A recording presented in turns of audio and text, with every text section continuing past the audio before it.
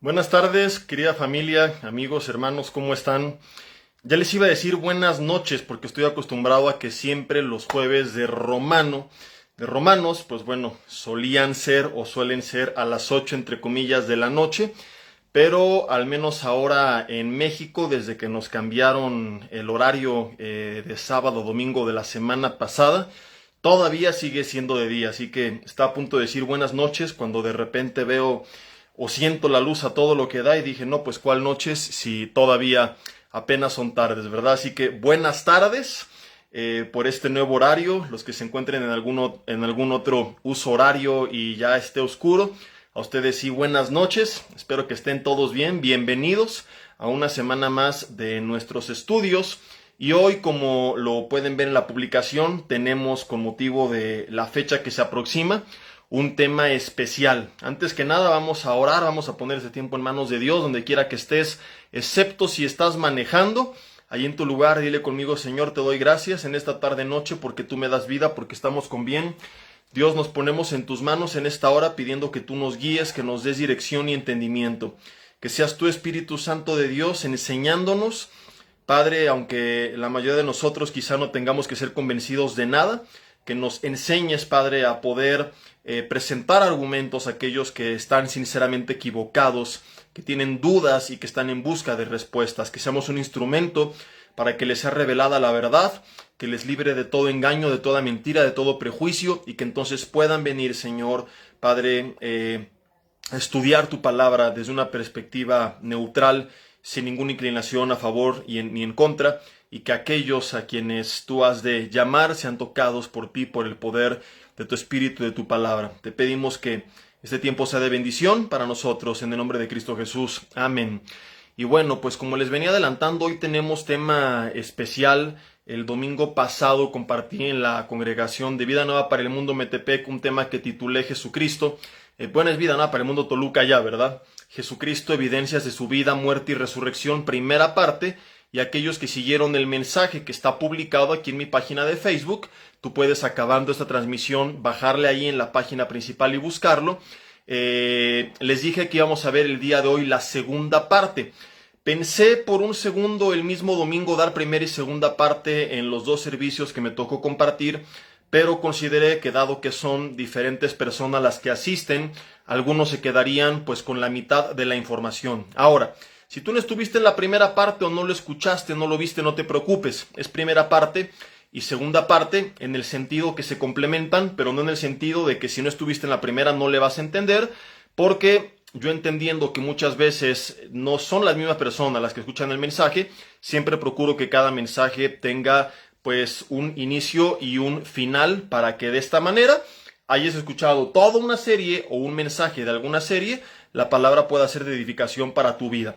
Y bueno, les cuento un poquito de por qué este mensaje. Estamos a unos días de esta celebración famosa, prácticamente llevada a cabo en todo el mundo de Occidente, que es la Semana Santa.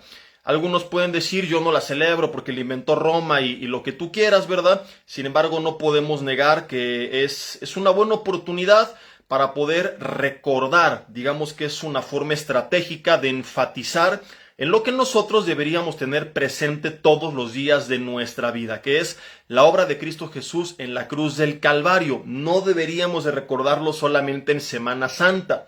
Dice Lamentaciones 3:23 que su misericordia se renueva cada mañana. Y sabemos que tenemos perdón por su sangre derramada en la cruz. Y sabemos que todos los días seguimos teniendo malos pensamientos, tomando malas decisiones, cometiendo malas acciones, por lo que todos los días o gran parte de nuestra vida tendremos que estar, como ya lo vimos, avanzando en este proceso de santificación, en el cual es posible, ¿verdad?, gracias a la obra de Cristo Jesús, que nos limpia de todo pecado. De modo que un cristiano tendría que considerar la obra de Cristo Jesús todos los días de su vida y todos los días darle gracias a Dios, porque es por medio de esta obra que podemos volver a comenzar, que podemos ser perdonados y que podemos levantarnos cuando hemos fallado. Pero en el mundo, la celebración de Semana Santa pues es muy famosa. Hasta los ateos toman vacaciones en Semana Santa, en la que se recuerda o se conmemora la muerte y la resurrección de Jesús. Ojo, Yo no estoy promoviendo que participemos en las celebraciones de Semana Santa. Considero que estas peregrinaciones que se hacen y estas simulaciones de replicar la crucifixión de Jesús son un insulto a la obra de Cristo Jesús en la cruz del Calvario, porque lo que él sufrió es inigualable. Es una de las torturas más grandes que ha conocido el ser humano en toda la historia. Entonces, ver ahí a un cuate con los pies parados sobre una madera, con 2 alfileres en la mano, con 2 gotitas de sangre, puede hacer creer a la gente que la obra de Cristo Jesús fue cualquier cosa, o que no tengan una noción real de lo que eso implicó y cuán grande es la manifestación del amor de Dios para con nosotros, que dio la vida de su Hijo unigénito, sufriendo esta tortura emocional, física, espiritual, al ser separado también de Dios cuando carga con nuestros pecados, y reducirlo al Cristo de Iztapalapa, que es muy famoso en México, ¿verdad? Puede hacer que algunas personas no sean tan impactadas. Entonces yo no estoy promoviendo que tú participes, pero sí que aproveches que el mundo lo tiene presente para recordarlo. Y que al finalizar este mensaje puedas compartir con los demás, puedas publicarlo en tu muro y que la gente pueda recordar y entender que Semana Santa, querida familia, no es la celebración de una leyenda, es el recordatorio de un evento histórico. La muerte de Cristo Jesús y su resurrección no son inventos de Roma, no son una simple fiesta, no son vacaciones, son eventos históricos comprobables. Y la Biblia nos manda que cuando alguien tiene dudas, en Judas capítulo 1, versículo 2, al menos hagamos el intento de convencerlos. La Biblia nos enseña en 1 de Pedro 3:15 que tenemos que estar siempre preparados para presentar defensa ante todo aquel que nos demande razón de la esperanza que hay en nosotros. El domingo les decía, entonces nuestra esperanza no es irracional, pues se nos manda estar preparados para presentar defensa a aquel que nos demande razón de la esperanza. La esperanza no va en contra de la razón. La fe no es ciega. La fe es la certeza de lo que se espera, la convicción de lo que no se ve. Y es bien cierto que Jesús le dijo a Tomás que eran bienaventurados aquellos que creyeron sin ver, pero esto no significa que mandó al infierno a aquellos que pedían respuestas. Cuando Juan Bautista es encarcelado después de haber presentado a Jesús públicamente como el Mesías, su fe se tambalea y envía a Jesús con sus discípulos a hacerle una pregunta. La pregunta era, ¿eres tú el Mesías o hemos de esperar a otro? Y Jesús no mandó a Juan el Bautista al infierno. No dijo enojado, ¿cómo es posible que Juan esté preguntando estas cosas? ¡Aleluya! Díganle que por su pecado y su incredulidad va a arder por los siglos de los siglos para que se le quite. Jesús le da respuesta a Juan. Díganle a Juan las cosas que suceden. Ciegos ven, sordos oyen, mudos andan, paralíticos andan, suegras son hechas buena onda, y muchos milagros que ocurrían en la presencia del Maestro. Y ojo, esto no hizo que Juan creyera, Juan ya había creído, pero sí fortaleció la fe de Juan en tiempos difíciles. Entonces, las evidencias, los milagros, las respuestas a las preguntas, como lo haremos esta noche o esta tarde, no siempre van a hacer que la gente crea, porque la fe es por el oír por la palabra de Dios. Romanos 10:17. ¿Qué mayor evidencia que las que hizo Jesús llevando a cabo milagros y aún así lo crucificaron? Porque hay mucha gente que no quiere dejar de reinar en su propia vida, que el problema que tienen no es que no puedan creer, sino que no quieren creer, que quieren seguir reinando. Y tenemos el ejemplo de Herodes. Por ejemplo, los fariseos crucificaron a Jesús porque no quisieron reconocer que era el Mesías, ¿verdad? Su ceguera se los impidió, su orgullo, su soberbia. Pero Herodes, cuando manda matar a todos los niños recién nacidos, no lo hizo porque creyera que alguno de ellos iba a suplantar la identidad del Mesías. El argumento no era, viene un farsante en camino, acabemos con él. Viene un hombre fraudulento. Él creía que estaba naciendo el rey de Israel, el futuro Mesías, y aún así lo mandó matar. Su problema no era, no creo en el rey, sino no quiero que reine el rey, porque eso implica que yo deje de reinar.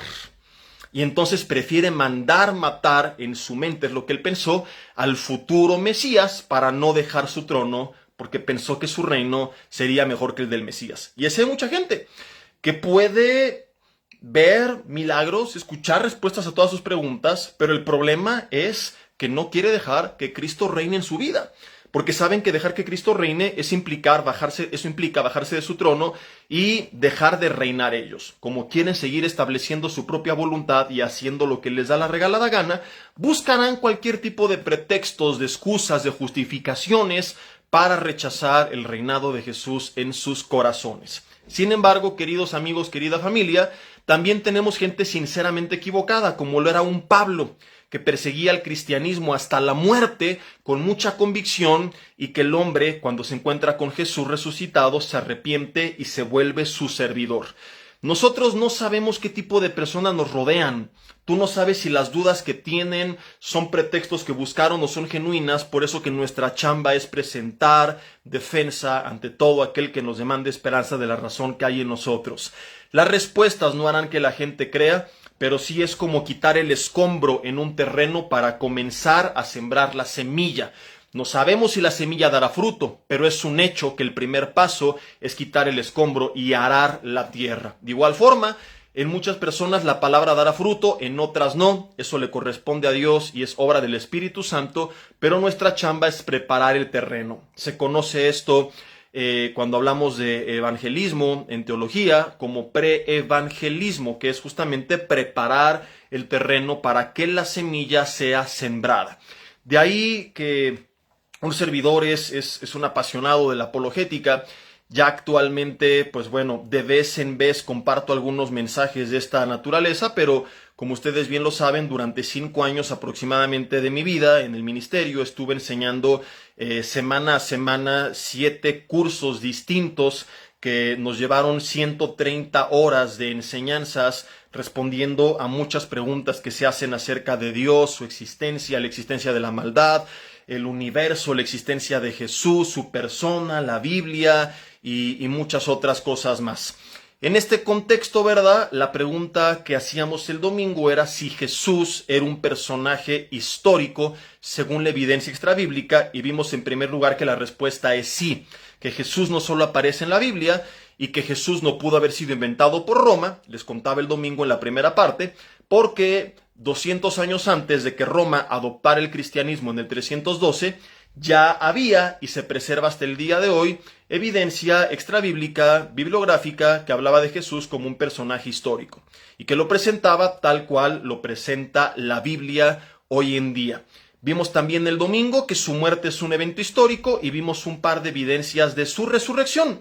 Hoy quiero que veamos otras 3 en esta segunda parte. Perdón por la larga introducción, sé que no es homiléticamente hablando correcto y por ahí los teólogos del terror estarán diciendo aleluya, lleva 11 minutos de introducción, y tienes toda la razón. No es recomendable, pero era importante poner el contexto para aquellos que no estuvieron en la primera parte y que a lo mejor no tienen mucha noción de lo que es la apologética, de la importancia de esta, y se pueden llegar a confundir, yéndose al extremo de creer que podemos convencer a la gente con nuestros argumentos, o al extremo de mandar al infierno a todo mundo cuando haga preguntas, ¿verdad? Entonces no puedes mandarlos al infierno si ni siquiera les has predicado. Y muchas veces el cristiano es lo que hace. Por su flojera de no querer estudiar, toma la salida más fácil, que es satanizarlos y decirles: vas a arder por los siglos de los siglos por tu incredulidad en el amor de Cristo. Y esa no es nuestra chamba. Nuestra chamba es prepararnos para defender lo que nosotros creemos. Y vamos a ver, como te decía, otros 3 grupos de evidencias. Pablo, en 1 Corintios capítulo 15, nos da una lista del grupo de personas, o de los grupos de personas a los que Jesús se apareció resucitado. Pablo menciona que el primer grupo fueron las mujeres, que luego fueron los discípulos, que luego fue Jacobo, el hermano de Jesús, autor de la carta de Santiago, y que fue también el líder de la iglesia de Jerusalén, y que después se le apareció a más de 500 testigos a la vez, de los cuales Pablo menciona en ese entonces, en 1 Corintios 15, que muchos habían muerto, pero que muchos todavía estaban vivos. Y al último Pablo dice: como un abortivo se me apareció a mí. Pablo dice en este contexto que si Jesús no murió y no resucitó, vana es nuestra fe, vana es nuestra predicación. Comamos y bebamos, vamos a emborracharnos, a hacer pura tontería, que mañana moriremos. Esto pensarían muchos. Yo de todas formas seguiría el consejo de la Biblia, porque como te lo he dicho, aun si no fuera la palabra de Dios, su contenido es tan sabio que seguiría siendo lo mejor que podríamos hacer. Pero bueno, en la perspectiva terrenal de mucha gente, este podría ser la conclusión, ¿verdad? Si Jesús no resucitó, que cada quien haga lo que le dé la regalada gana. La pregunta es si hay evidencia de que Jesús apareció resucitado a este grupo de personas. Y la respuesta es sí, y lo vamos a ver. Quiero comenzar, las voy a ir tratando en desorden, con Jacobo, el hermano de Jesús. Jesús, según Pablo, se aparece a su hermano resucitado. Ahora, en medio de esto hay algo que tenemos que recordar, y es que Juan capítulo 7, del 3 al 5, nos enseña que la familia de Jesús no creía en él, que de forma sarcástica le decían, ve y manifiéstate, preséntate públicamente ante todos, para que vean las obras que haces. Pero aclara Juan, porque ni siquiera ellos creían en él. Los evangelios nos confirman que estaba su familia avergonzada de quien Jesús decía ser, al menos sus hermanos. Ahora, en el judaísmo antiguo, el hecho de que un maestro o un rabino no fuera aceptado o reconocido por su familia era una vergüenza. Y esto te lo menciono para que entendamos que si la Biblia dice que Jacobo no creía en Jesús, es porque desde un punto de vista histórico, olvídate en este punto si es la Biblia o no la palabra de Dios. Jesús como personaje histórico no puede ser negado, como ya lo vimos, y tampoco podemos negar que tenía un hermano llamado Jacobo, y esto que estamos citando hoy, te voy a demostrar por qué, es evidencia más que suficiente para concluir que su hermano tampoco creía en él. ¿Por qué digo que en este caso la evidencia es pura, es en este caso evidencia y no necesita de una confirmación externa? Por lo siguiente, mencionamos ya que si un rabino no era aceptado por su familia era algo vergonzoso. Entonces, si los autores de los evangelios, suponiendo que es un grupo de personas fraudulentas fraguando un complot, hubiesen querido engañar a la gente, manipularla a través de una historia ficticia de un hombre que resucitó cuando en realidad no lo hizo, ellos jamás habrían escrito que su hermano no creía en él, porque era un hecho que no les convendría si no hubiera sido así. Lo que quiero decir es que la única razón por la que mencionan que su familia no creía en él es porque, pues, su familia no creía en él y tuvieron que concluir, señores, aunque no convenga a nuestra predicación, no podemos dejar de decirlo porque esta es la verdad. Esto en apologética voy a seguir explicando un poquito más para que quede bien claro. Lo conocemos como los datos duros de la Biblia. ¿Qué son estos datos duros? Es información que está escrita porque así sucedió. Que si los autores estuvieran queriendo contar una mentira, esta información no lo hubieran incluido, porque es información que no ayudaba a su narrativa, sino que los perjudicaba. Por ejemplo, Mateo 24 cita a Jesús y Jesús mencionando que el día y la hora de su segunda venida no la sabían ni siquiera los ángeles, sino solamente el Padre que estaba en los cielos. Y los testigos de Jehová de aquí toman este pasaje para decir, ya ves, Jesús no es Dios porque no es omnisciente, puesto que no sabe esta información. Aclaro que este punto este cuestionamiento acerca de su deidad tiene respuesta, pero no es el tema de esta noche. Simplemente es un ejemplo de un dato duro. ¿Por qué escribieron que Jesús dijo eso? Porque Jesús dijo eso. Porque si no lo hubiera dicho y estás inventando un supuesto Dios, presentas a un Dios mitológico que todo lo sabe.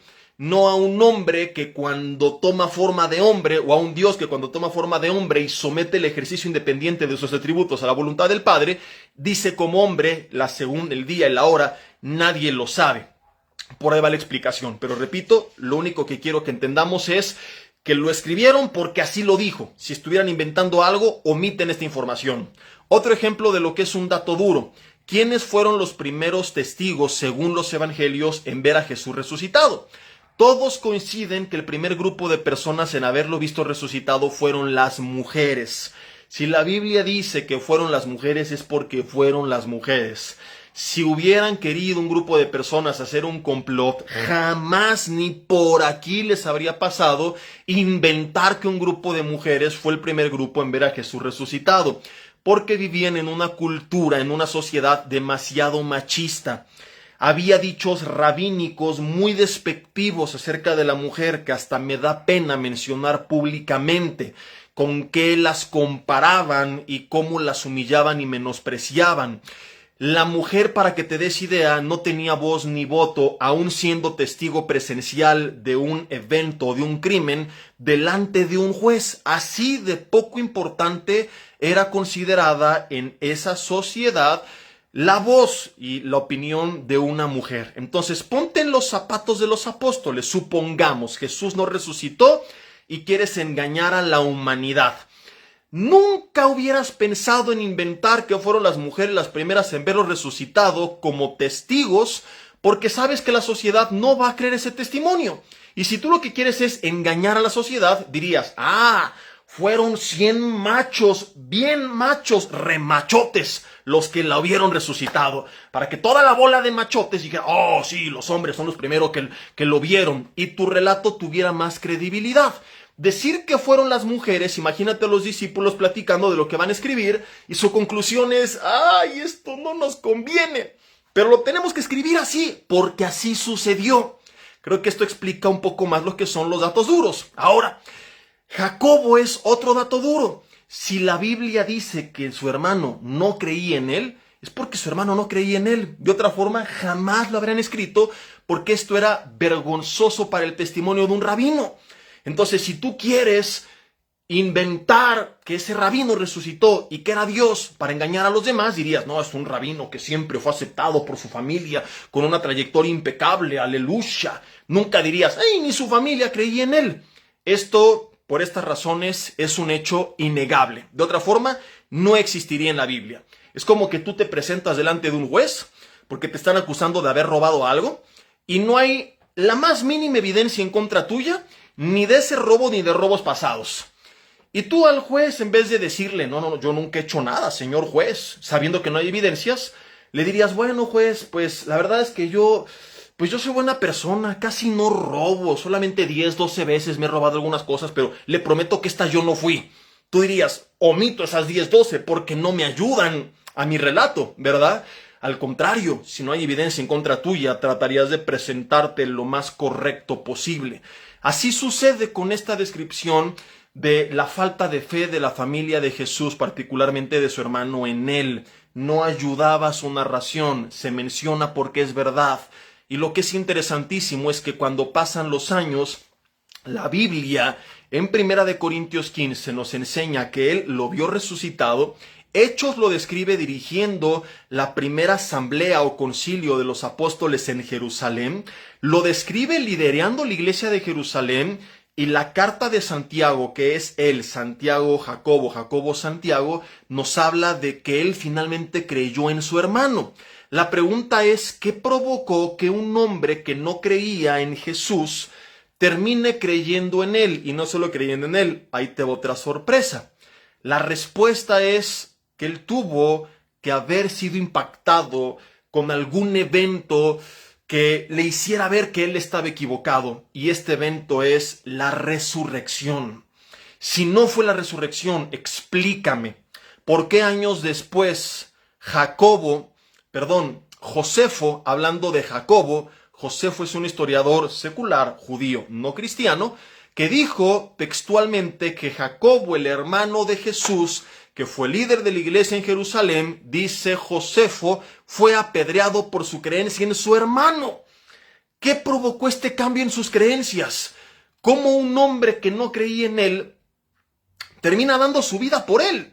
La única explicación es Jacobo lo tuvo que haber visto resucitado. De otra forma, no hubiera cambiado tan radicalmente a tal grado que termina muriendo como un mártir. Y quiero retomar un poquito lo que el domingo veíamos, porque puede que aquí alguien que no haya escuchado ese mensaje replique y diga, oye, muchos cristianos hoy darían su vida por Jesús y no lo vieron resucitado. Oye, los musulmanes dan su vida por su religión, ¿y a poco entonces significa que Alá resucitó? Espérame tantito, les decía yo el domingo, nos estamos confundiendo porque entre los discípulos de un lado y nosotros musulmanes, testigos, quien quieras que diera su vida por su fe, hay una grandísima e inigualable diferencia. Tú y yo daríamos nuestra vida por un mensaje que recibimos. Los musulmanes dan su vida por un mensaje que creen que Mahoma recibió de Alá.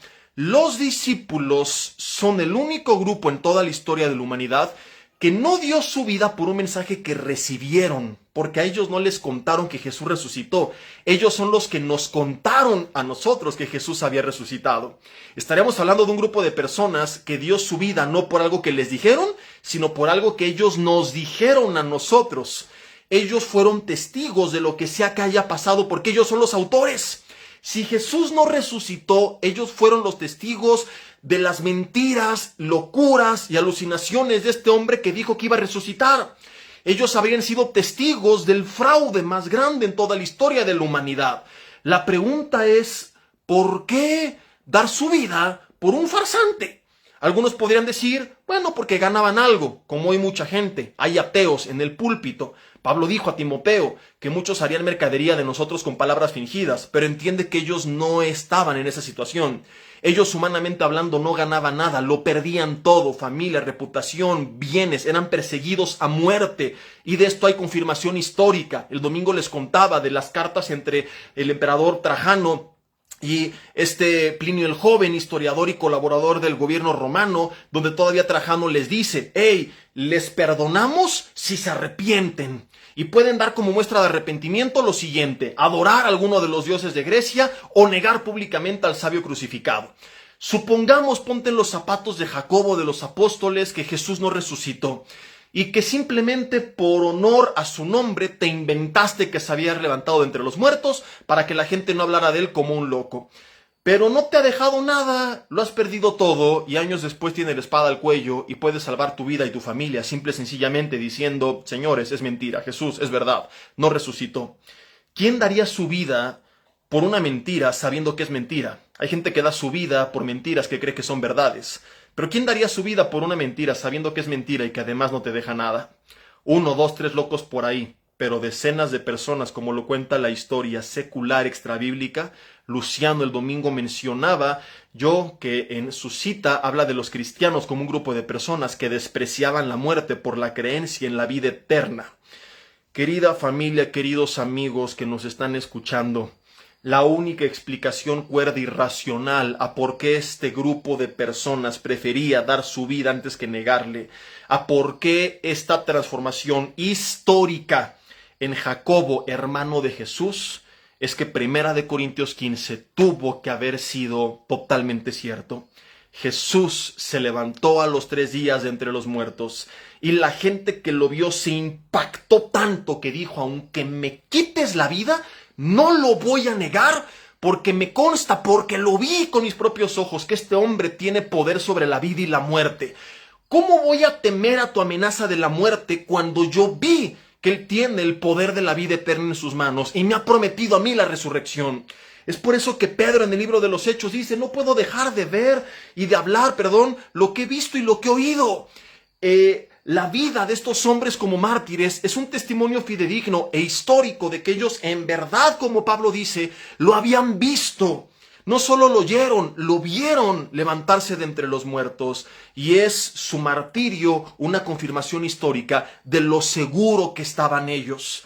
Vale mucho la pena que escuches la primera parte donde yo les contaba que los historiadores seculares serios, aún los ateos, aceptan 3 cosas. 1, la vida de Jesús, la muerte de Jesús y la creencia de los discípulos en su resurrección. Argumentan ellos, los discípulos creían que había resucitado porque de otra forma no se explica cómo dieron su vida por él. Pero como este grupo de personas no quiere creer en lo sobrenatural, en la existencia de un Dios y en la posibilidad de que Dios soberano levante a Jesucristo de entre los muertos, empiezan a buscar teorías alternas intentando explicar por qué los discípulos pensaban haber visto a Jesús resucitado. Parte de eso hablé el domingo y vimos que estas teorías son absurdas, son mucho más ilógicas y racionales, y se requiere más fe ciega para creer en estas teorías que para aceptar la existencia de un Dios que tomó forma de hombre, que pagó nuestro lugar por nuestros pecados y que a los 3 días, teniendo el poder sobre la vida y sobre la muerte, por medio del Espíritu Santo, levantó a Jesús de entre los muertos. Queridos amigos, si tan solo pudiéramos aceptar en este juicio interno la posibilidad de la existencia de un Dios que gobierna sobre todo el universo, la opción más racional sería creer que esta gente dio su vida por él porque lo vio resucitado. Pablo habla de más de 500 hermanos a la vez, en segundo lugar, en 1 Corintios 15. Y yo me pregunto, ¿no se habrá volado Pablo la barda? Hablar de Jacobo, de los discípulos, de las mujeres, está bien, pero hablar de más de 500 testigos a la vez, ¿hay evidencia? Y la respuesta es sí. Y la respuesta es sí, y hay 2 características o 2 tipos de evidencia. Número 1, su mismo argumento. Pablo entiende que está escribiendo a una iglesia con una ubicación geográfica, histórica, que es la iglesia de Corinto. Nadie duda que esta iglesia existió. Nadie duda que las cartas de Pablo sean las cartas de Pablo. Lo que está en tela de juicio por los escépticos es si fueron o no inspiradas por el Espíritu Santo, pero no pueden negar que una iglesia en Corintio recibió las cartas de Corintios escritas por Saulo de Tarso, un personaje reconocido también históricamente. En 1 Corintios 15, él dice que muchos de estos 500 todavía vivían. La pregunta aquí es, si no vivían o no los hubo, ¿por qué Pablo menciona esto que lo pudo haber metido en graves problemas? Porque es totalmente normal que alguien le pregunte, ok, Pablo, ¿y dónde están? Y si no había testigos, Pablo estaría cayendo en una contradicción y podría correr el riesgo de perder credibilidad, y tendríamos a la fecha documentación histórica, a lo mejor de los judíos, diciendo Pablo decía que había testigos y no los hubo, jamás los presentó. Sin embargo, escuche esto que es bien interesante, no hay una sola contradicción histórica, no hay una sola contradicción, no hay un solo debate acerca de esta afirmación de Pablo. No hay históricamente algún cuestionamiento a esto que él afirmó. ¿Por qué? Porque Pablo sabía perfectamente que si él estuviera inventando algo, sería cuestionado y sería inmediatamente desmentido. De modo que la única razón por la que él mencionó que había más de 500 testigos a la vez y que muchos de ellos le vieron resucitado y afirma, muchos viven aún, es porque efectivamente lo vieron y aún vivían. Él está diciendo, si no me crees, pregúntales, ahí están. Pero la segunda evidencia creo que es mucho más sólida y consistente, es la siguiente, y es la transformación radical en un grande grupo dentro de la comunidad judía. El domingo también les mencionaba cómo al hablar de los primeros cristianos y burlándose de su fe, escritores extrabíblicos perseguidores del cristianismo confirman el orden que la iglesia siguió, que menciona el libro de los Hechos para predicar la palabra, Jerusalén, Judea, Samaria y hasta lo último de la tierra. Hay documentos históricos extrabíblicos que hablan de cómo ellos comenzaron a predicar en Samaria y mencionan estos autores que la palabra llegó luego a Roma. Dice uno de ellos, donde todas las cosas espantosas y vergonzosas del mundo encuentran su centro y se vuelven populares. ¿A qué voy con esto? Hecho número 1, el cristianismo comenzó en Jerusalén. Los judíos hoy piensan que es un invento de Roma porque lo confunden con el catolicismo. Cuando fuimos a un tour a Tierra Santa hace algunos años, el guía judío nos quería llevar a algunas de las iglesias a ver a los santos y a ver a ídolos y cosas por el estilo, porque no entendían la diferencia entre cristianismo y catolicismo. Cuando me entrevista el agente de migración y le digo que soy pastor y que iba con un grupo de personas y que éramos varios pastores, me dice él hablando, era judío, intentando hablar inglés y yo español, entonces ahí la dinámica de comunicación no era muy asertiva, ¿verdad?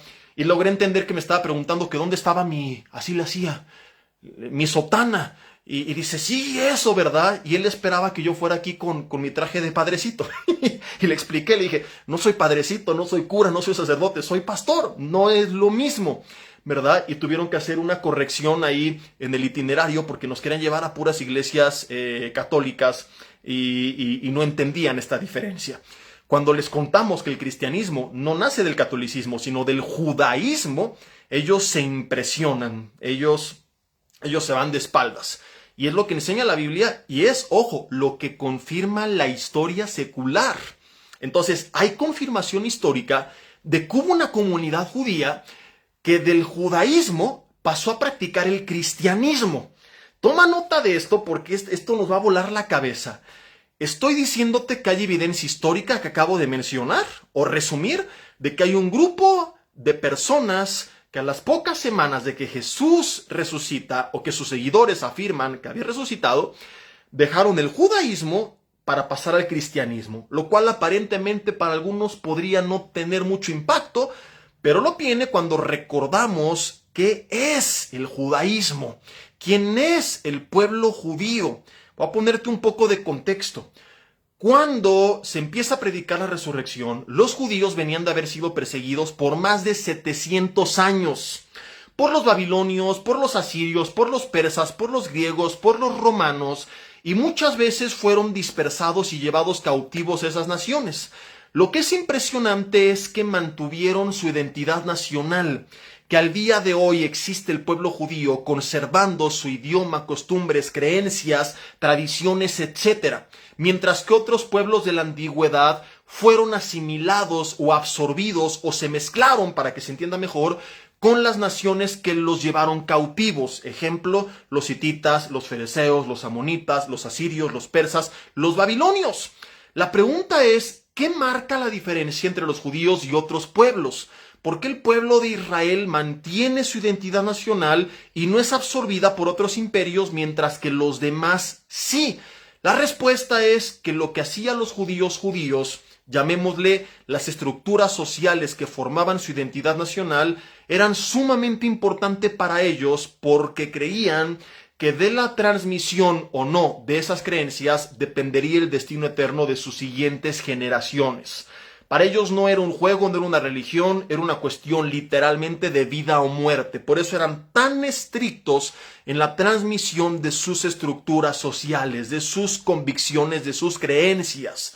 Las celebraban en la sinagoga cada semana, las reforzaban con rituales, con fiestas, con celebraciones, las enseñaban mañana, tarde y noche como Dios les mandó, todas sus creencias en Deuteronomio 6, al acostarse, a levantarte por el camino, sentados con ellos en la casa, porque sabían que si no lo hacían, al pasar los años no quedaría ningún judío y serían absorbidos por otros pueblos como sucedió con otras civilizaciones. Por eso es que eran tan estrictos.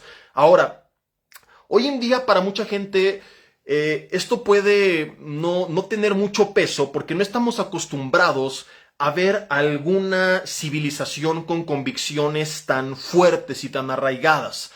Porque estadísticamente está demostrado que cuando una familia emigra al extranjero, bastan 3 o 4 generaciones para que pierdan por completo su identidad nacional. No sé si conoces familiares, amigos que se fueron a Estados Unidos, la primera generación bien mexicana con la bandera en la entrada, celebrando el grito, comiendo chiles, frijoles y tortillas todos los días. ¿Cuántos dicen amén por esto? Dios bendiga el chile, el frijol y las tortillas que existan en el cielo, te lo pedimos por favor. Pero sus hijos ya dicen, oh no, ketchup nada más, y le ponen ketchup a los tacos, ¿verdad? Y los hijos de sus hijos, olvídate que no comen picante. Ya no se llaman Juan, Leonardo, María, Ernesto. Ahora los hijos se llaman la Britney, el Brian, el Kevin.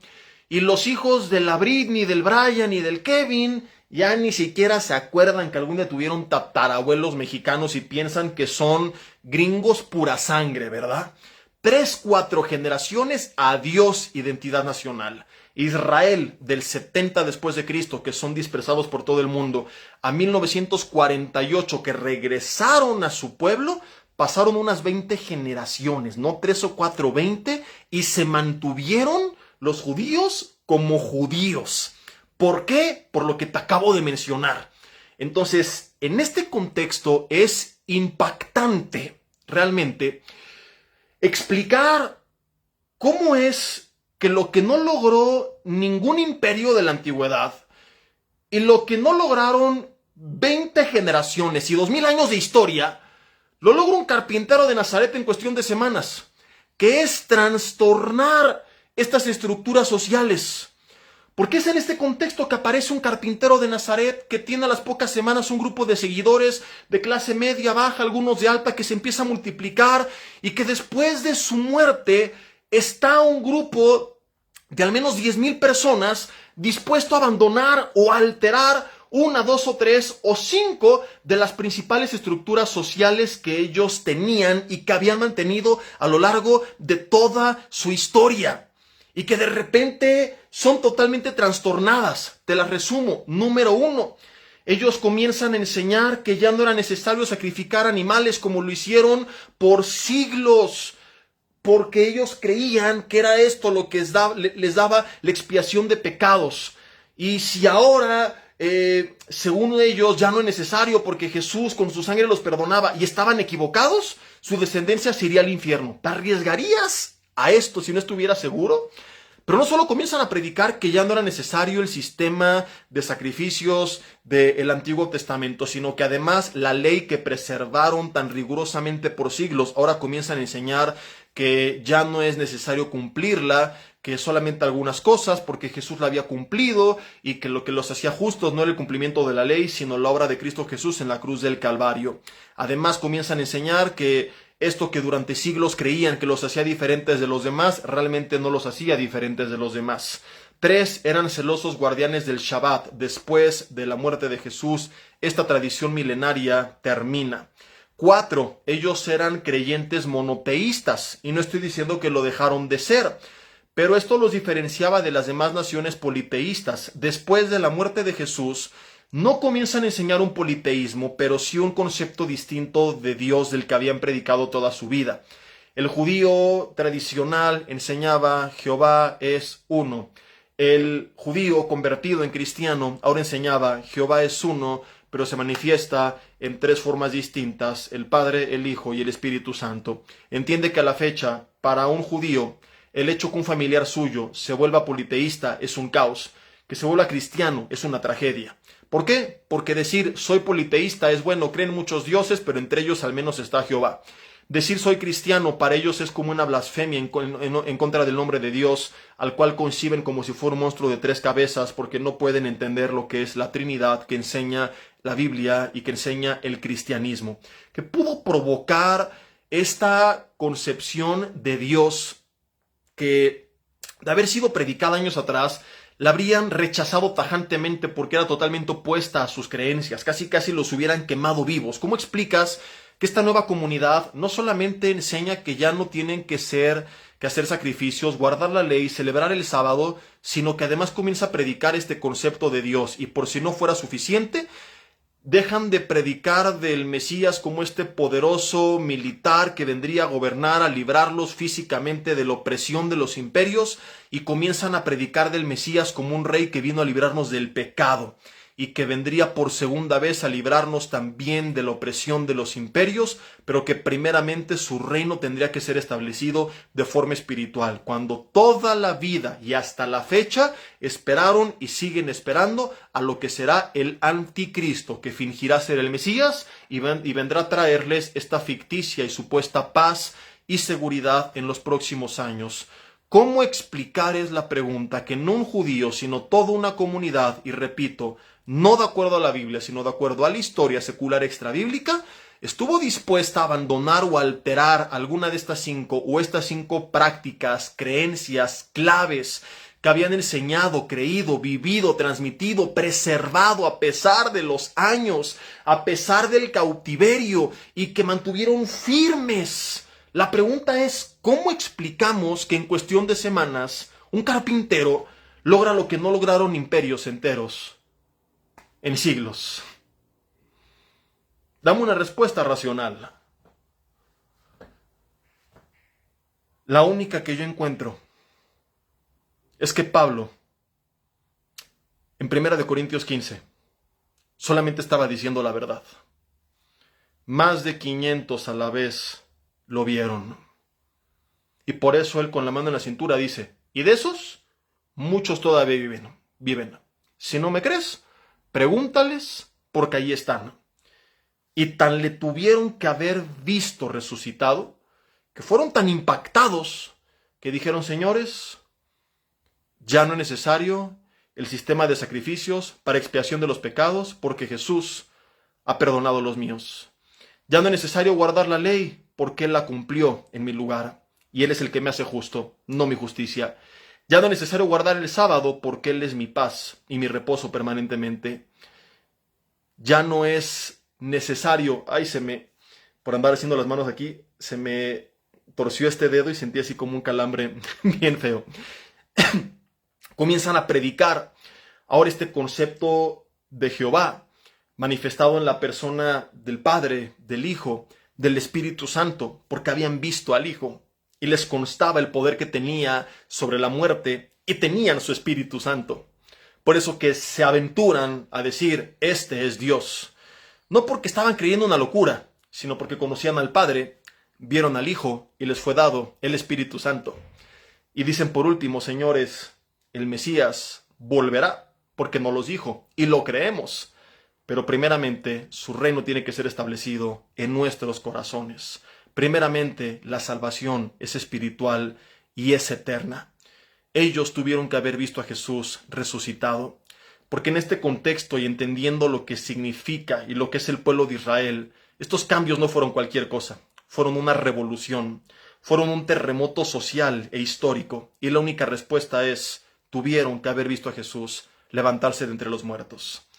Y el tercer grupo de evidencias, o la tercera evidencia, es la transformación histórica de Saulo de Tarso, a quien conocemos mejor aún como el apóstol Pablo, el cual, al igual que Jacobo, los historiadores que crean que fue inspirado por el Espíritu Santo es otra cosa, pero que duden de su existencia no es algo que esté en tela de juicio. Independientemente de quién lo inspiró para escribir los 16 libros o cartas del Nuevo Testamento que escribió, él es el autor históricamente reconocido de esos 16 documentos.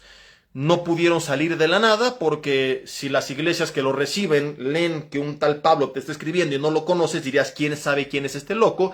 Y sus cartas se habrían perdido, porque eran intercambiadas y se copiaban manuscritos y se circulaban en las iglesias, porque la gente lo conocía y porque conocía el respaldo que Dios le había dado, porque para que un documento fuera aceptado dentro del canon del Nuevo Testamento tenía que tener autoría apostólica, o al menos la aprobación de alguien que fue testigo de primera mano. Pablo, después de encontrarse con Dios, con Jesús, sube a Arabia durante 3 años, donde tiene esta revelación, y luego baja a Jerusalén, donde estuvo con los apóstoles, siguiendo el orden de Dios.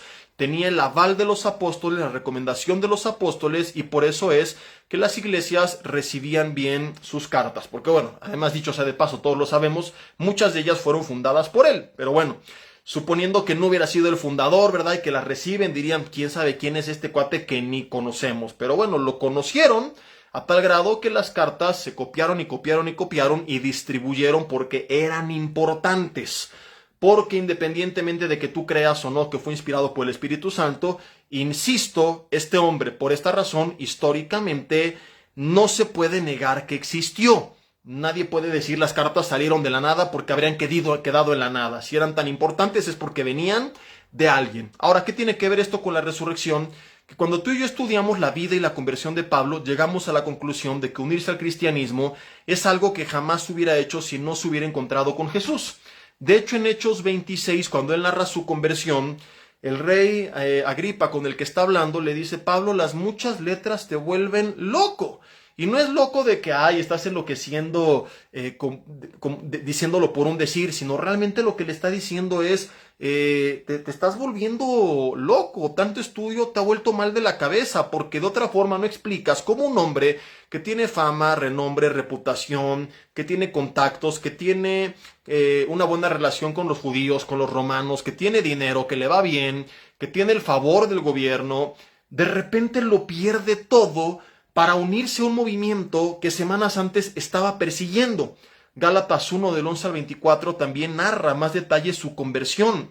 Y esto nos recuerda que Pablo no siempre fue apóstol, que antes de encontrarse con Cristo, Pablo fue otro hombre que cuando empieza a servir a Dios desde un punto de vista humano, nadie puede negar históricamente que desde un punto de vista, insisto, humano, su vida cambió para mal, porque no ganó nada, lo perdió todo. Y la gente en la carne busca satisfacer los deseos de la carne. ¿Cómo explicas que este hombre, teniendo todo lo que la carne quiere, de repente, como él bien lo dijo, lo estimo como pérdida, como basura, con tal de conocer a Cristo y de ganarlo a Él? La única explicación racional es que, al igual que Jacobo y que esta comunidad, tuvo un cambio tan radical, porque como lo dice en 1 Corintios 15, vio a Jesús resucitado. De otra forma, unirse al cristianismo es algo que jamás, ni en la peor de sus locuras, hubiera hecho. ¿Cómo y quién, en sus 5 sentidos, habría dejado todo por unirse a una farsa que días atrás estabas persiguiendo? Por eso, como te decía, le dijeron: Pablo, estás loco. Y por eso él dice, la palabra de la cruz es locura a los que se pierden, pero a los que se salvan es poder de Dios. 1 Corintios 1:18. Ahora, aquí hay 2 realidades que no podemos negar y casi terminamos. Número uno, Pablo existió. Número 2, Pablo tuvo una transformación. Estos son eventos históricos innegables. ¿Cuál es la explicación a su transformación? En este juicio, le dice el rey, enloqueciste. La pregunta que yo hago es, ¿pudo un loco haber escrito lo que escribió de la forma tan compleja que lo hizo? ¿Pudo un loco viajar por todo el mundo entonces conocido, sobrevivir a persecuciones, naufragios, cárceles y todo lo que él pasó? La respuesta es no. Un loco no puede hacer todo lo que Pablo hizo porque está loco. Y si Pablo tuvo esta transformación histórica y no estaba loco, la otra posibilidad es creerle, es darle el beneficio de la duda, es dejar nuestros prejuicios, nuestra inclinación atea o la inclinación atea de muchos y aceptar la posibilidad de que existe un juez y creador de todo el universo que amó de tal manera al mundo que dio la vida de su Hijo unigénito, para que todo aquel que en él crea no se pierda, mas tenga la vida eterna, y que lo envió a pagar por nuestros pecados en la cruz del Calvario, y que murió crucificado, y que a los 3 días se levantó de entre los muertos. Y uno de los testigos de su resurrección fue Pablo, y por eso la transformación histórica, porque 1 Corintios 15 es totalmente histórico. Jesús, querida familia, resucitó. Se le apareció a las mujeres, a los apóstoles, a Jacobo, a más de 500 y a Pablo. Y después de todo esto, él dijo, Juan capítulo 11, versículo 25, yo soy la resurrección y yo soy la vida. Todo aquel que cree en mí, aunque esté muerto, vivirá. Y en estos tiempos de muerte donde la gente tiene terror, tendríamos que recordar que el miedo que tenemos que tener no es a la muerte, sino a vivir sin Cristo. Tragedia no es morir, es haber vivido sin Él, porque entonces nos perdemos la vida eterna.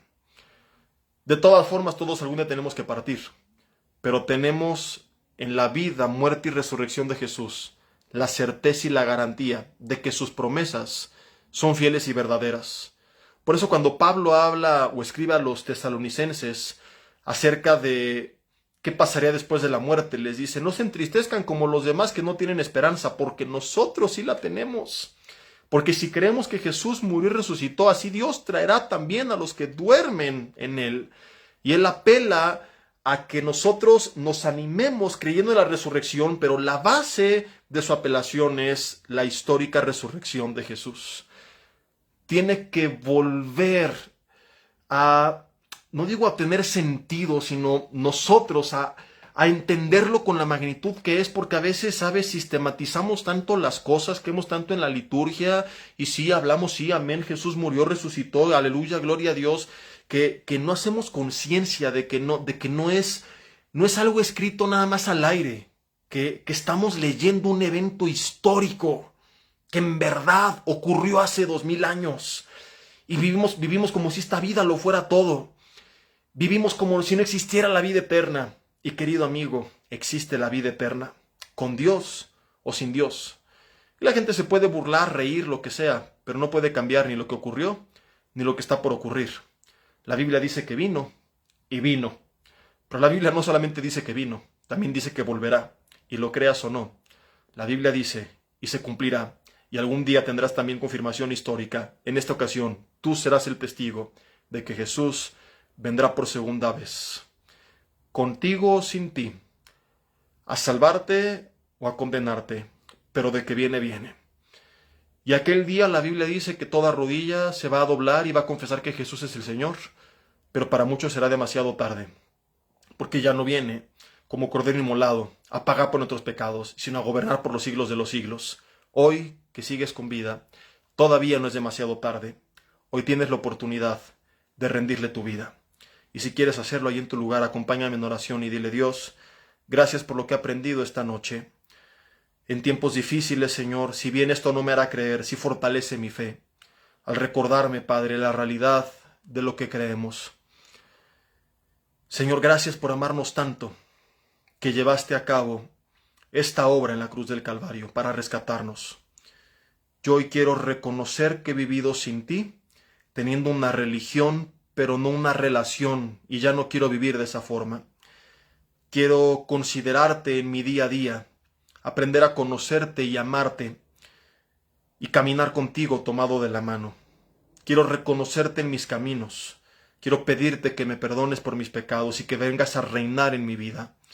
Quiero pedirte que te conviertas hoy en adelante en mi Dios, en mi Señor, en mi Salvador, pero también en mi Padre y en mi mejor amigo.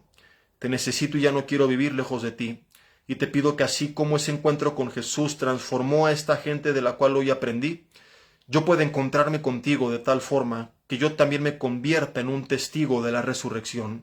Que mi vida sea tan radicalmente transformada que al igual que hoy sabemos que la resurrección fue real por la transformación de estos hombres, que la gente que me rodea pueda haber un cambio tan radical que no pueda negar que he conocido y me he encontrado al Dios vivo y verdadero.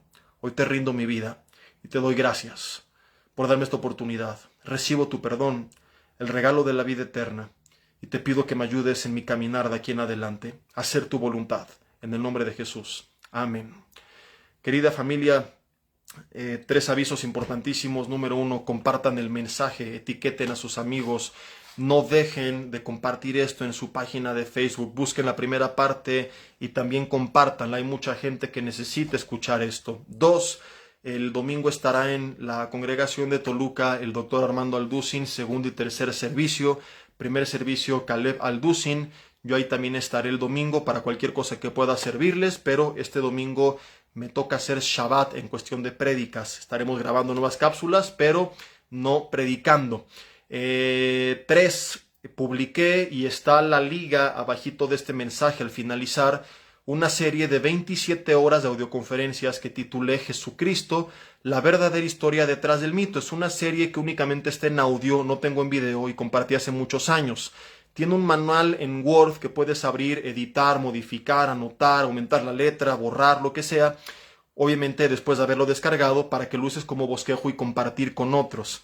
En esta fecha de Semana Santa creo que es importante también. Ahí respondemos en 27 horas a no solamente muchas más evidencias y ejemplos de lo histórico que es su vida, muerte y resurrección, sino a todos los ataques en contra de la persona de Jesucristo y cada respuesta de forma bíblica, pero también racional. Espero que sea de bendición. Como ya les he dicho, si alguien no puede cubrir el costo sugerido de estas descargas, mándame inbox, dime: Jesse, échame la mano, mándame este link y yo te lo mando sin ningún costo, sin ningún problema. ¿Qué otro aviso? Por ahí se me estaba yendo uno. Pues bueno, recordarles lo que el domingo les dije, la buena noticia de que prontamente tendremos lugar en Toluca de forma permanente, a una cuadra de donde estamos ahorita, un edificio de más de 1,300 metros que estaremos estrenando y que tendremos de forma permanente para nosotros, para tener ahí las oficinas, estudios entre semana, de martes a domingo, actividades, otra vez congresos, seminarios, desayunos, coffee breaks, cenas de matrimonios, todo lo que teníamos antes. Prontamente les daremos la fecha de estreno y mientras tanto nos seguimos viendo en el Hotel DoubleTree by Hilton a las 8:45, 11 de la mañana y 1:15 de la tarde todos los domingos. Ahí es tu casa, eres bienvenido. Que Dios te bendiga, saludos, pasen bonita noche y nos vemos la próxima semana Ah, no, la próxima semana es Semana Santa, así que no hay jueves de Romanos. Hagan Shabbat y aprovechen para ponerse al corriente. Dios los bendiga, estamos despedidos.